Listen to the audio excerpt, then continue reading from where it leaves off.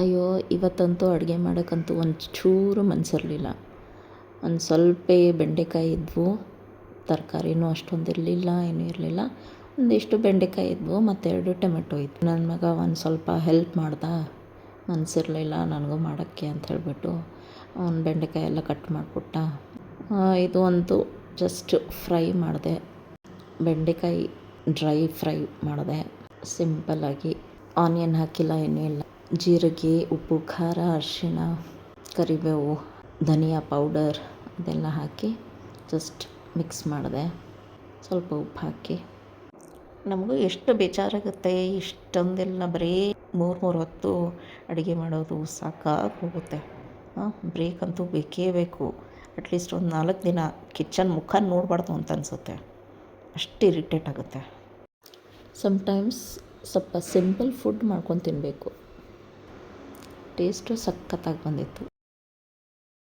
ಹೀಗೆ ಆನಿಯನ್ನು ಇದರಲ್ಲಿ ಅದ್ರಕ್ಕು ಬೆಳ್ಳುಳ್ಳಿ ಎಲ್ಲ ಹಾಕಿ ಸ್ವಲ್ಪ ಮ್ಯಾಶ್ ಮಾಡ್ಕೊಂಡ್ಬಿಟ್ಟೆ. ಸ್ವಲ್ಪ ಉಪ್ಪು, ಖಾರ, ಟೊಮೆಟೊ ಎಲ್ಲ ಹಾಕಿ ಚೆನ್ನಾಗಿ ಕುಟ್ಕೊಂಡೆ. ಜೀರಿಗೆನೂ ಒಂದು ಸ್ವಲ್ಪ ಹಾಕಿದೆ, ಕೊತ್ತಂಬರಿ ಕೂಡ ಹಾಕಿ ಕುಟ್ಟಿದೆ.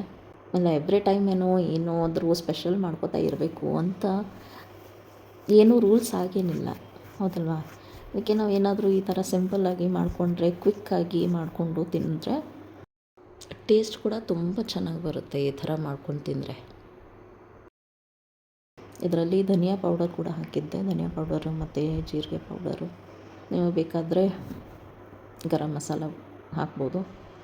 ಇದು ಕೂಡ ಚಟ್ಪಟವಾಗಿತ್ತು, ತುಂಬಾ ಚಟ್ಪಟ. ಇದರಲ್ಲಿ ನೀವು ಹುಣಸೆಹಣ್ಣು ಹಾಕ್ಬೋದು, ಇಲ್ಲಾಂದರೆ ಯಾವುದಾದ್ರೂ ಬಾಯ್ಲ್ ಮಾಡಿದ್ದು ತರಕಾರಿ ಕೂಡ ಹಾಕಿ ಮ್ಯಾಶ್ ಮಾಡ್ಕೋಬೋದು. ತುಂಬ ಚೆನ್ನಾಗಿ ಅನಿಸುತ್ತೆ.